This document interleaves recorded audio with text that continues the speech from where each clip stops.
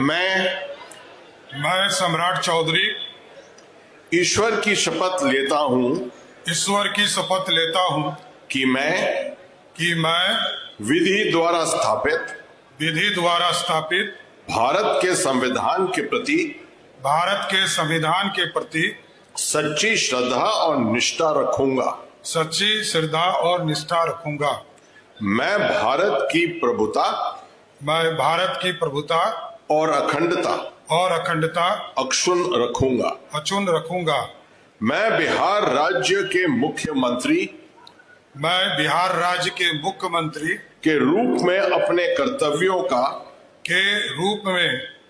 कर्तव्यों का श्रद्धा पूर्वक और शुद्ध अंतःकरण से निर्वहन करूंगा तथा मैं भय या